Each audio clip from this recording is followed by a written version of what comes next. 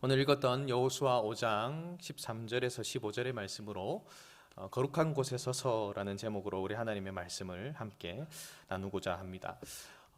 우리 한국인의 특징, 세계 각국에 있는 사람들도 아는 한국의 특징이 있습니다. 뭡니까? 빨리빨리일 겁니다. 우리 한국인의 특징을 날씨도 닮았는지 그죠? 겨울이 안 올 것 같다가 갑자기 빨리빨리 겨울이 오고, 또 여름이 안 올 것 같다가 봄은 없이 또 여름이 오고, 날씨도 좀 나라의 사람들을 닮아가는 것 같다라는 생각이 듭니다. 그런데 우리의 성품이나 우리의 성향상 이렇게 빨리빨리 하는 것을 참 좋아하고, 또 빨리빨리 안 되면 뭔가 답답해하는 것이 우리의 모습입니다. 청년들을 데리고 필리핀에 단기 선교를 갔던 때입니다. 건축을 하기 위해서 갔는데요. 필리핀 사람들 참 느긋하고 여유롭더라고요.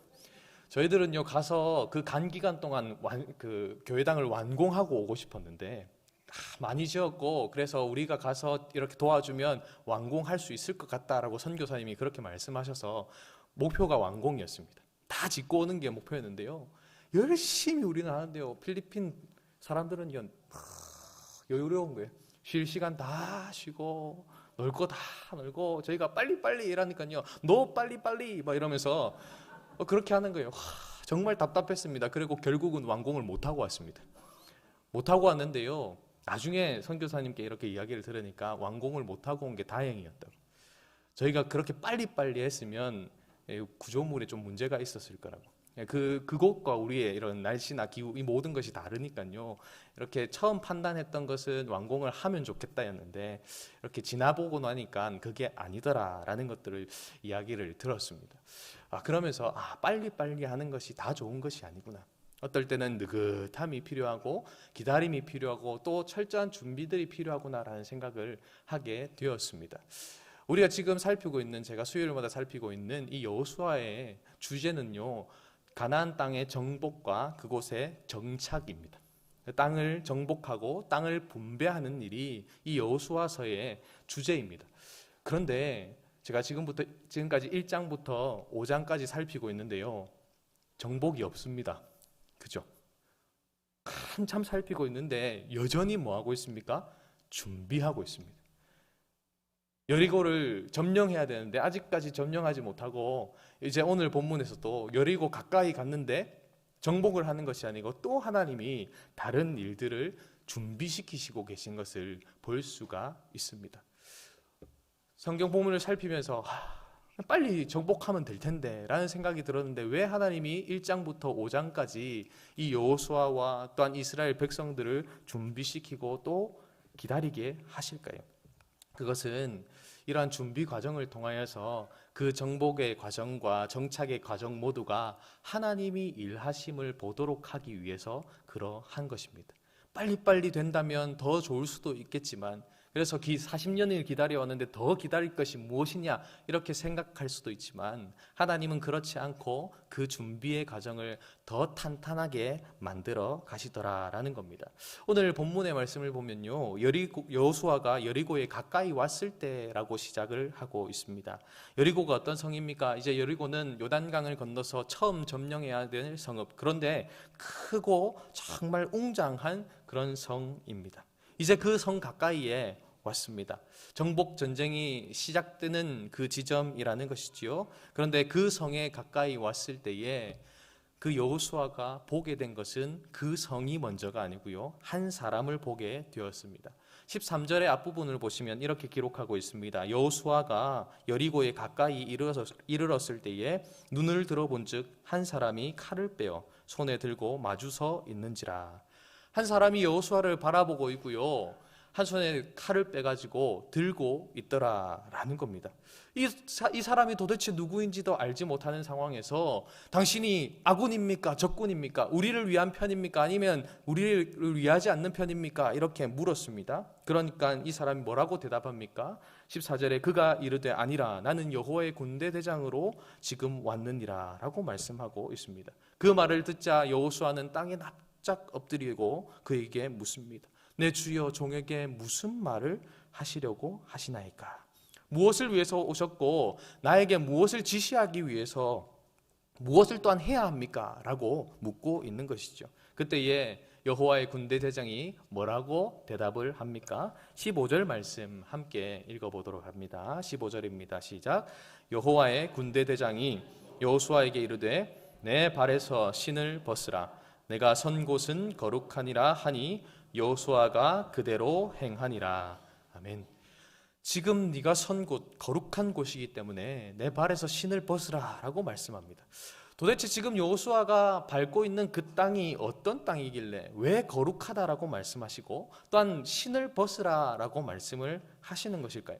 오늘 말씀을 통해서 이 의미에 대해서 살펴보고요, 우리에게 있어서 또한 거룩한 곳은 어디인지, 또한 거룩한 곳에 서서 우리가 해야 할 일은 무엇인지, 또한 우리 인생의 여리고를 정복함에 있어서 무엇을 먼저 준비해야 되는지에 대해서 함께 말씀으로 살피고자 합니다. 첫 번째로 하나님께서 함께 하시는 곳이 거룩한 곳이라는 것이지요. 오늘 본문에서 여호와의 군대 대장이 한 말을 여호수아가 들었을 때에 어떤 생각이 들었을까요? 모세가 그 시내산에서 하나님을 처음 만났을 때 그 일을 들려줬던 것이 생각이 났을 겁니다. 출애굽기 3장 5절을 보시면요, 하나님이 이르시되 이리로 가까이 오지 말라. 내가 선 곳은 거룩한 땅이니 내 발에서 신을 벗으라. 이 사건이 여호수아에게 있어서는요, 이 말을 듣자마자 그렇구나라는 생각이 들었을 것입니다. 왜 하나님이 이 군대 대장을 통하여서 여호수아에게 이 말씀을 하고 계시는 걸까요? 그 확신을 다시금 심어주는 겁니다. 계속해서 하나님 반복적으로 여호수아에게 내가 너와 함께하고 있다. 모세와 함께했던 것처럼 나도 너와 함께할 것이다. 걱정하지 마라. 두려워하지 마라. 이 말을 계속해서 반복하고 계십니다. 그 모세를 위대하게 한 분이 누구냐는 겁니다. 여호와 하나님입니다. 그 여호와 하나님이 너와도 함께한다라는 것들을 기억하도록 하시는 것이죠. 내가 모세를 부를 때에 그를 만나준 것처럼, 그리고 그를 만나고 그와 계속해서 함께 했던 것처럼 내가 너를 만나고 있고 너를 만나기 위해서 이곳에 왔고 또한 너와 함께 할 것이다. 그러니 걱정하지 마라 라고 말씀하고 있는 것이지요. 그렇다면 왜 모세가 섰던 곳 또한 여호수아가 지금 서 있는 이 땅이 거룩할까요? 조상들의 위대한 업적이 있기에 또한 뭔가 대단한 이야기가 전해지는 땅이기에 그곳이 거룩한 땅이 아닙니다. 그곳이 거룩한 땅인 이유는요, 하나님께서 임재하셔서 함께 하시는 땅이기 때문에 그렇습니다. 하나님이 함께 하시고 하나님께서 붙드시고 은혜 베푸심을 보여주시는 땅이 그곳이기 때문에 그렇다라는 겁니다. 사랑하는 성도 여러분, 하나님께서 함께 하시고 하나님이 임재하시는 곳이 거룩한 곳입니다. 하나님이 임하셔서 우리를 만나주시는 그 어떤 곳도 다 지성소가 된다라는 것이죠. 사랑하는 성도 여러분, 우리가 살아가는 삶의 자리는 어떠합니까? 그것이 거룩한 곳입니까? 아니면 세속적인 곳입니까? 우리가 살아가는 삶의 모든 자리는 거룩한 곳이 될 수 있습니다. 아니, 거룩한 곳입니다. 왜 그렇습니까? 하나님이 우리와 함께하고 계시기 때문입니다. 하나님의 나라가 우리를 통하여 그곳에 임하고 있기 때문에 그렇습니다. 한번 찾아오신 우리 구주께서 결코 떠나지 않으십니다. 우리가 하나님의 백성으로서 우리와 함께하고 계시는 그분의 통치를 인정하면서 살아갈 때에 그 자리가 거룩한 곳 되는 것이지요. 하나님의 임재가 드러나는 곳이 된다라는 것입니다. 주 안에서 사랑하는 성도 여러분, 무엇인가 신비하고 또 신령한 것 같은 일이 생기는 곳이 하나님이 임재하시는 곳이 아닙니다. 우리의 일상의 자리가 하나님이 임하시는 자리이고 우리의 일상의 자리가 하나님이 함께 하심을 통하여서 거룩한 자리라는 것입니다. 즉 우리가 가정에서 하나님을 만나고 하나님의 임재하심을 기억하면서 살아가고 동행한다면 그 가정이 거룩한 곳입니다. 우리가 일하는 그 일터가 하나님께서 함께 하시며 은혜 베푸심을 기억하고 인정하면서 살아가는 자리라면 그 일터가 거룩한 곳입니다.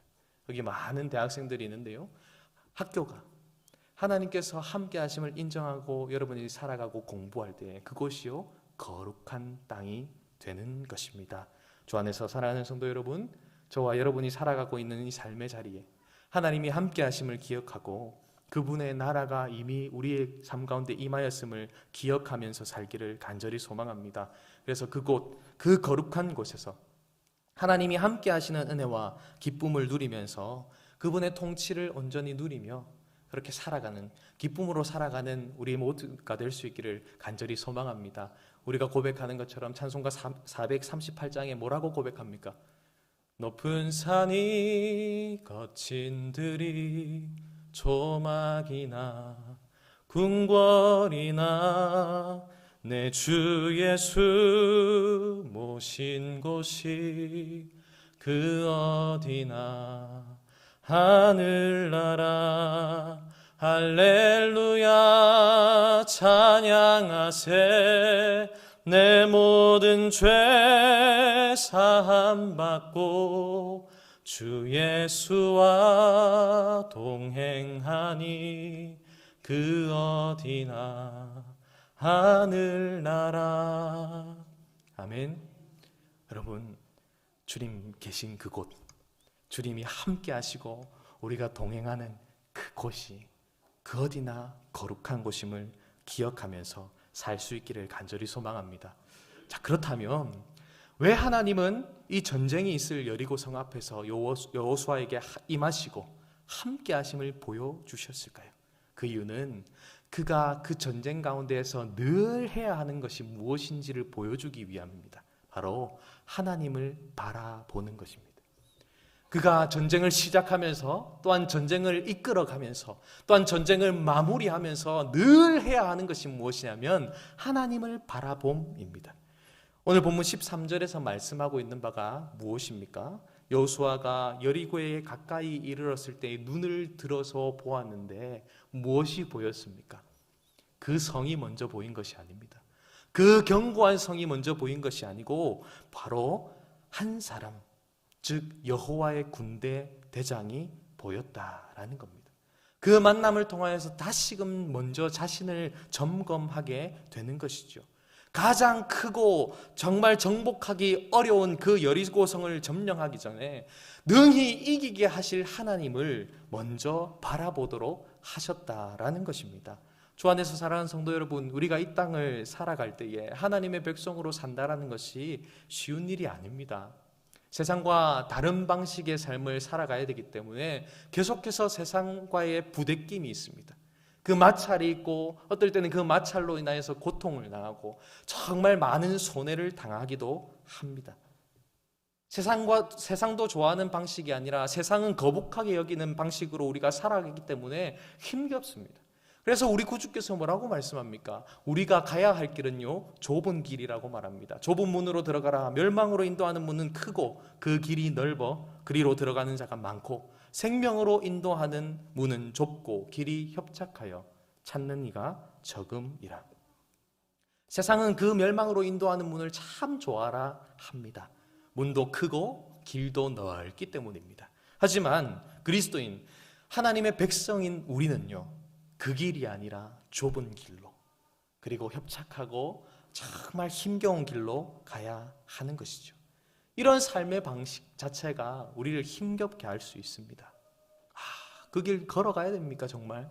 저 넓은 문 있고 저 넓은 길이 있는데 더 좋은 길이 보이는데 저 길로 가야 되는 것 아닙니까? 이런 생각이 들 때마다, 그때마다 우리는 우리 구주를 바라보는 겁니다. 우리 주님을 바라보는 것입니다.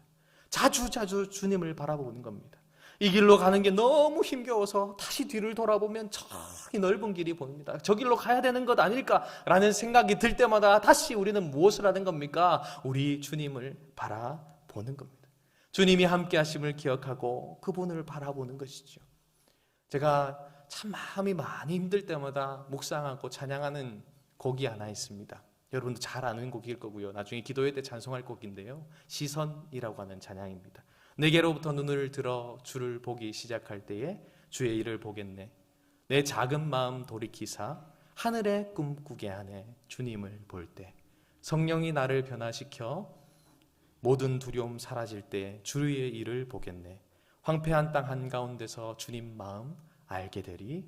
주님을 볼 때 모든 시선을 주님께 드리고 살아계신 하나님을 느낄 때 내 삶은 주의 역사가 되고 하나님이 일하기 시작하네. 모든 시선을 주님께 드리고 전능하신 하나님을 느낄 때 내 삶은 주의 나라가 되고 주의 일이 하나님이 일하기 시작하네. 주 안에서 사랑하는 성도 여러분, 하나님을 바라보기 시작하면 세상이 작아 보입니다. 주님이 살아계시고 주님이 함께 하심을 기억하고 그것을 믿음으로 우리가 붙들면요, 두려웠던 것이 사라집니다. 하나님이 뚜렷하게 보이면 보일수록 세상은 작게 보입니다. 여러분, 다윗 한번 생각해 보십시오. 골리앗 앞에 섰던 그 다윗을 한번 생각해 보세요. 이 골리앗의 모습을 성경이 뭐라고 묘사합니까? 키가 거의 3m 가깝습니다. 갑옷의 무게가 57kg입니다. 몸무게 아닙니다. 갑옷의 무게가 그렇습니다. 덩치가 얼마나 컸겠습니까? 그죠? 엄청난 덩치를 자랑한 그런 사람입니다. 그 모습을 보고 도무지 싸우고 싶지 않았습니다. 싸움을 도두는 말을 막 할 때요, 이스라엘 백성들은 막 도망가기 바빴습니다. 아무도 그와 맞서서 싸우려고 하지 않았습니다. 사울 왕을 비롯한 그 이스라엘 군대의 그 어떤 사람도 그 순간에 하나님이 보이지 않았습니다. 골리앗만을 봤다라는 겁니다. 그런데 아버지 이새의 심부름을 왔던 다윗은 어땠습니까? 그 광경을 보자 뚜껑이 열렸습니다. 어디 저런 게 다 있나 이러면서 막 사울을 찾아갑니다. 사울 찾아가서 뭐랍니까? 내가 싸우겠다는 겁니다. 한 15세에서 17세 정도 되었을 거라고 학자들이 많이 추정을 하는데요, 그래봤자 어떻습니까? 한 제 키 정도? 우리 지금 15세, 17세 되는 우리 중고등부 아이들 생각하면 저보다 덩치가 조금 큰 친구들도 있는데 아무튼 저 정도라고 생각해도 싸울 만한 그런 상대가 안 됩니다. 그죠? 그런데요, 막 싸우겠다는 겁니다. 말립니다. 사울이 말립니다. 아이고, 아니다. 됐다. 안 싸워도 된다. 이렇게 얘기하니까요, 뭐라고 얘기합니까? 내가 아버지의 양을 지킬 때에 사자나 곰이 와가지고 그 양을 한 마리 물어가면 내가 가가지고 그 입에서 그 양을 빼내고 그가 일어나가지고 나를 해하려고 하면 내가 그를 쳐 죽였다고, 하나님께서 그렇게 하게 하셨다고 그러고 막 얘기를 하는 겁니다. 사울이 뭐랍니까? 마음속으로는 하나 베렸네 생각하고 뭐라고 했을까요? 가라, 하나님이 함께 하실 것이다 라고 이야기하면서 보냅니다. 그가 무엇을 봤을까요? 그런 엉뚱한 상상을 해봤습니다. 도대체 다윗이 어떠한 믿음, 무엇을 보았기에 그렇게 담대할 수 있었을까? 사람들은요, 그 골리앗만 보였을 겁니다. 여러분 한번 생각해 보세요. 이 아래 깡대상이요, 다윗이라고 생각해 보시고요, 이 윗 깡대상이 골리앗이라고 생각해 보십시오. 사람들은 이 골리앗만 봤습니다. 그런데 다윗은 무엇이 보였을까요? 골리앗 뒤에서 이렇게 하고 계시는 하나님이 보였을 겁니다. 골리앗 뒤에서 이 골리앗을 쓰러뜨리시고 이 골리앗을 이기게 하실 하나님을 다윗은 보았을 것이라는 겁니다. 전 그런 엉뚱한 상상이 되더라고요. 사랑하는 여러분, 여러분의 시선은 어디에 있습니까? 여러분을 힘겹게 만들고 여러분을 어렵게 만들고 여러분을 실망시키는 그 상황과 그 사람과 그러한 모습에 시선이 집중되어 있지는 않습니까? 우리의 시선을 돌려서 우리의 시선을 하나님께 맞추는 은혜가 있기를 간절히 소망합니다. 주님이 일하고 계십니다. 지금도 주님은 일하고 계십니다. 그것을 기억하면서 우리의 삶의 자리에서 늘 하나님을 바라보는 시간들을 갖기를 간절히 소망합니다. 그 시간이 언제든지 자주 하나님을 바라봅시다. 일상의 자리에서 아침을 시작할 때, 하루를 시작할 때든지 일상의 자리에서든지 또 하루를 마칠 때든지 언제나 그 주님을 바라보는 시간들을 가짐을 통하여서 하나님의 말씀에 가까이 하고 그분을 바라봄을 통하여서 정말 하나님 계시지, 하나님이 이기게 하시지, 하나님이 살아내게 하시지 라고 하는 것들을 거듭 기억할 수 있는 저와 여러분 되기를 간절히 소망합니다. 자, 그렇다면 이렇게 거듭 주님께 시선을 맞춘 우리가 해야 될 일이 무엇입니까? 세 번째로 그것은 나의 권리를 포기하는 겁니다. 나의 권리를 하나님께 드리는 것이지요. 거룩한 곳에 서서 우리가 해야 될 것은 내 권리를 하나님께 드리는 겁니다. 오늘 본문 15절은 이렇게 말씀하고 있습니다. 여호와의 군대 대장이 여호수아에게 이르되 내 발에서 신을 벗으라. 내가 선 곳은 거룩하니라 하니 여호수아가 그대로 행하니라. 내 발에서 신을 벗으라는 것이 무엇을 의미합니까? 고대 근동 지방에서 신을 벗는다라는 의미는 존경을 드러내고 또한 겸손함을 나타내는 행위입니다. 신발은 힘이나 권위나 또한 소유권들을 나타내는 상징물로 대표되었습니다. 그래서 여호수아보다 큰 분, 지극히 크신 하나님께서 임하셨기에 그 신을 벗어서 그 발 앞에 두라고 말씀하는 것이죠. 또한 구약에서는 이 신을 벗는다는 행위가 자신이 가지고 있는 권리를 포기한다라는 의미를 가지고 있습니다. 룻기에 이것이 잘 나타나는데요. 보아스가 룻의 기업을 물으는 자에게 이렇게 묻습니다.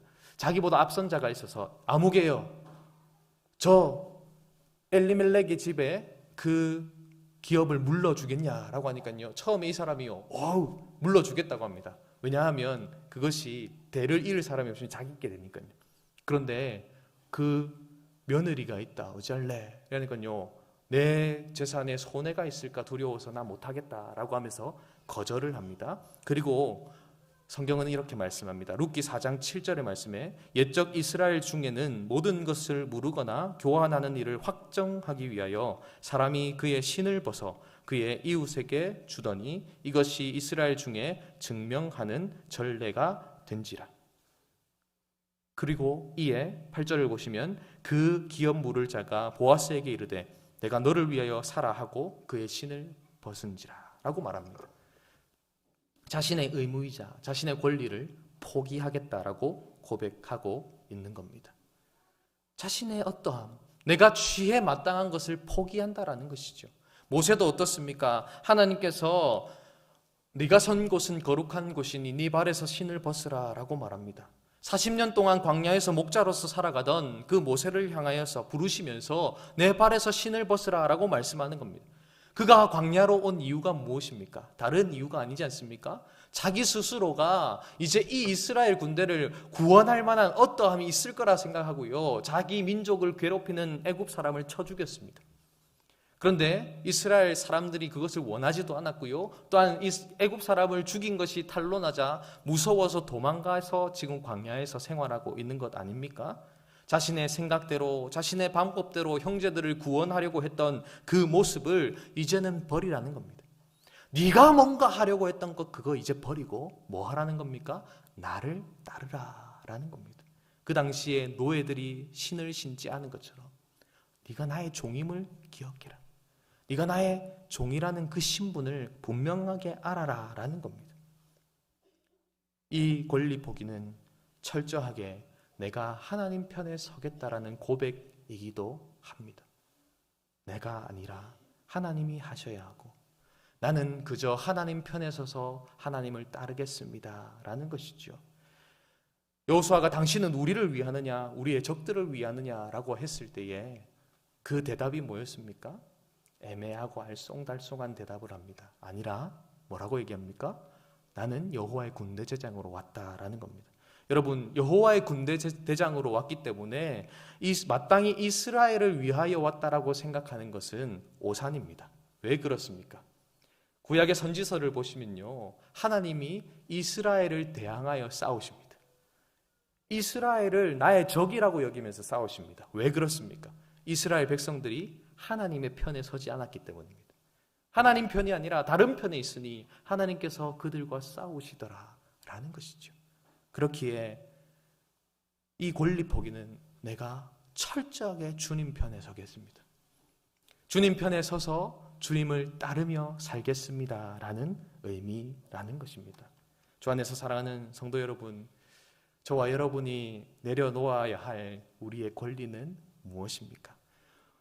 우리의 것이라고 착각하면서 사는 권리가 무엇이냐라는 겁니다. 사랑하는 여러분, 진짜 우리의 삶의 주인이 누구십니까? 입술로는 주님이십니다, 우리 하나님이십니다 라고 고백을 하는데 실제로는 내가 주인이지 않습니까? 정말 하나님이 왕이십니다 라고 입술로는 고백하고 있지만 내가 왕이고 하나님을 종처럼 부리고 있지는 않습니까? 기도하는 시간 하나님 보고 이렇게 해내라 저렇게 해내라 라고 이야기하고, 그렇게 해주시지 않을 때는요 하나님을 향하여 도리어 협박하면서 우리가 그렇게 살고 있지는 않느냐라는 겁니다. 어떤 일을 하면서 하나님의 영광을 드러내고 하나님께서 기뻐하시면 그것이면 충분합니다.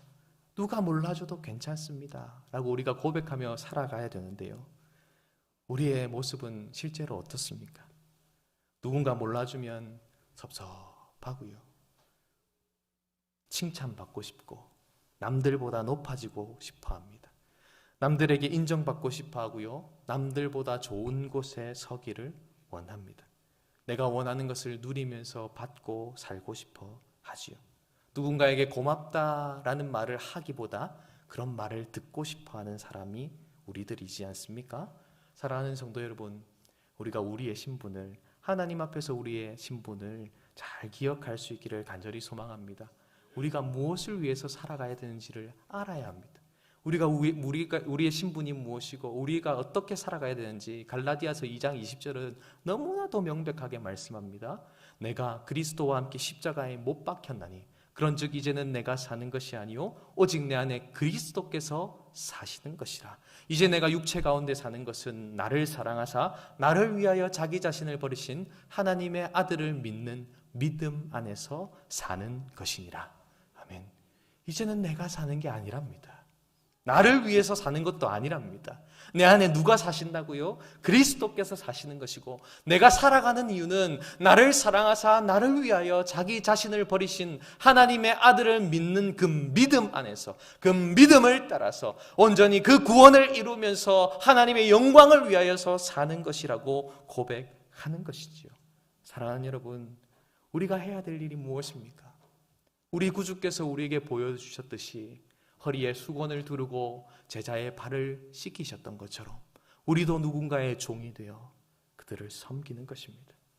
우리 구주께서 하늘의 밀이 되셔서 그 밀이 떨어져 땅의 썩음을 통하여서 많은 열매를 맺은 것처럼 우리도 땅에 떨어져 썩음을 통하여서 열매 맺는 그런 죽는 삶을 살아가야 되는 것입니다.